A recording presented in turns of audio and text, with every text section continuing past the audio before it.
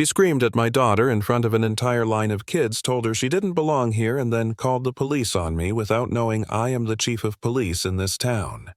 The cuffs she swore would lock around my wrists ended up clicking around hers right there at the bus stop in front of everyone. And that moment, the look on her face is burned into my memory forever. My name is James Miller. I'm 42. I've been in law enforcement for 2 decades, and just a few months ago my wife and I scraped together enough to buy a house in Maplewood, a neat little suburban neighborhood outside Dallas. We wanted peace, a yard for our daughter Emily, and maybe neighbors who waved hello.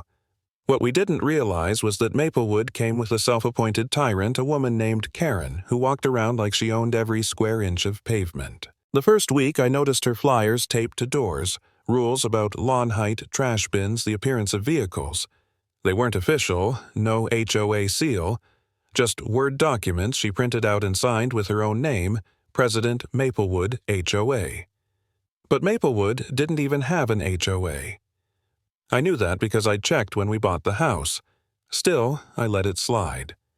I had a demanding job, I didn't want to start fights, but Karen wasn't the kind of person you could ignore.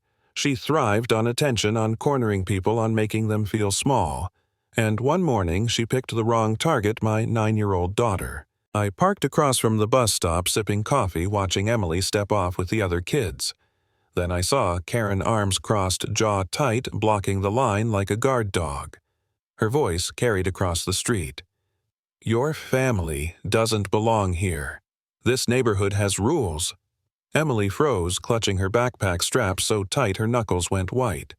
The other kids shuffled back wide-eyed. Karen bent down her face inches from my little girl's. "Next time, don't even get on this bus. I'll have you kicked out of the neighborhood school." My chest burned. I opened the car door, but I didn't rush. Years in uniform taught me patience was sometimes the sharpest weapon. Karen was too busy waving a piece of paper in the air, pretending it was some official notice. "Your father is trespassing every day he drops you off. You'll both be removed." Parents stood nearby, whispering, pulling their kids closer, but no one dared intervene. That's what she thrived on, fear. Then her eyes snapped to me. She jabbed her finger like she'd spotted prey. "There he is. This man is a criminal. I'm calling the cops right now." I didn't flinch. I didn't raise my voice. I just walked toward her, calm, steady, letting her dig her own grave. Emily's eyes met mine, tears, threatening. I gave her a little nod. "Daddy's here. You're okay." Karen's phone was at her ear before I reached them. "Yes, officer, I need you here right now. There's a dangerous man at the bus stop threatening children." Her voice echoed like a siren, dramatic, rehearsed. She spun around so every parent could hear. Some gasped, some shook their heads. Nobody spoke up. Emily whispered, "Daddy, am I in trouble?" Her small voice cut deeper than any insult. My jaw clenched, but I bent down, kissed the top of her head, and said softly, "Not you, sweetheart. Never you." For a second, I doubted myself. What if I confronted her too hard? What if the parents believed her lies over me? What if standing my ground made things worse for Emily? A part of me wanted to take her hand and just walk away, swallow the humiliation. Let Karen's poison go unchecked. Maybe it would be easier. Maybe I was just tired. But then I saw my daughter's trembling chin, the way she searched my face for strength. And I remembered why I wore the badge in the first place, not for titles, not for paychecks, but to stand up to bullies who thought power was theirs to wield. If I let Karen win, what lesson would Emily learn? That loud liars win and truth stays silent. Not a chance. So, while Karen kept pacing, barking into her phone, I had already texted my deputy. He was en route, lights ready. Karen snapped her phone shut, smirk curling across her face. She waved the paper like a sword. "You're finished. You'll be arrested for trespassing, and your little brat won't be welcome here anymore. This neighborhood has standards." I stared back at her and let a slow smile creep across my face. "You just made the biggest mistake of your life." She laughed. "What could you possibly do?" That's when the squad car turned, the corner lights flashing, siren chirping once. Parents gasped. Kids craned their necks. Karen's smirk widened. She thought she'd summoned backup. She marched forward, pointing at me like she was casting a spell. "There, that's him. Arrest him right now." The officer stepped out, looked at me, then at her and said firmly, "Ma'am, you need to step aside. That's my chief." The color drained from her face. Silence hung heavy for a beat. Parents' jaws dropped, cameras lifted. Karen stammered, trying to recover. "Wait, no, you don't understand. He's lying. He doesn't even live here. He's a threat." Her words cracked desperation leaking in. I tilted my head, met her eyes. "A threat. You screamed at my child, tried to ban her from her own school bus, and lied to the police about me. The real threat is standing right here." Gasps rippled. Phones zoomed in. Parents who once stood frozen began murmuring, some with anger, some with relief.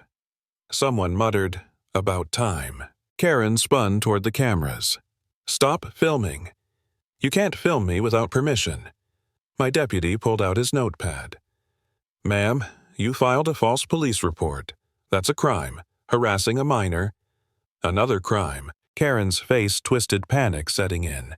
She clutched her fake notice like it could save her. No, I'm part of the HOA. I have authority." I stepped closer, lowered my voice so only she and the phones would hear. "There is no HOA here, Karen. You just printed that off your computer." Her eyes flickered, shocked that I knew. Parents crowded in, one mom leaning forward, zooming her phone camera. She really did just type this up. There's not even a seal or signature. Karen whirled around, voice cracking. "It's real. You don't understand. I'm protecting this neighborhood from people like him."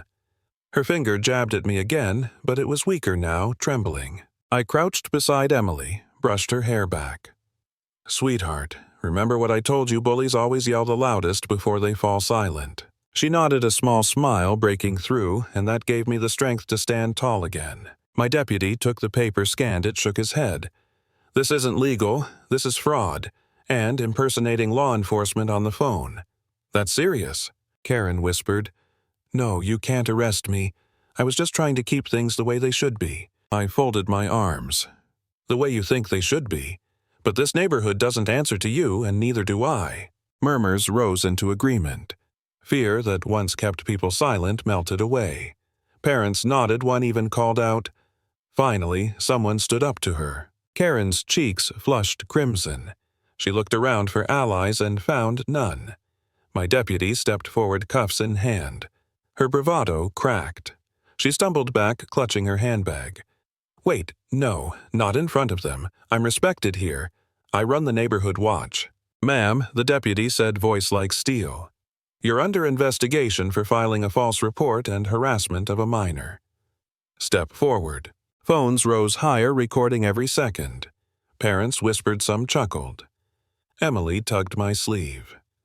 "Daddy, everyone's finally seeing what she really is." I squeezed her hand, proud. Karen tried one last desperate card. She hissed at me, trembling. "You're ruining me. Do you know who my husband is?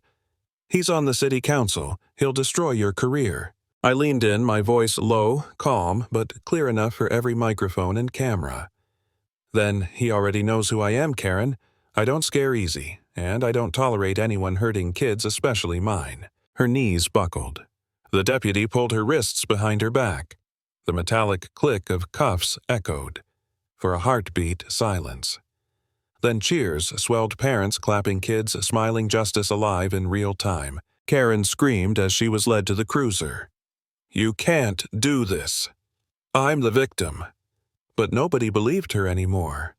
Her voice was drowned out by laughter and applause. I stood there with Emily's hand in mine, watching her finally see a bully fall. And in that moment, I knew the lesson would stay with her forever.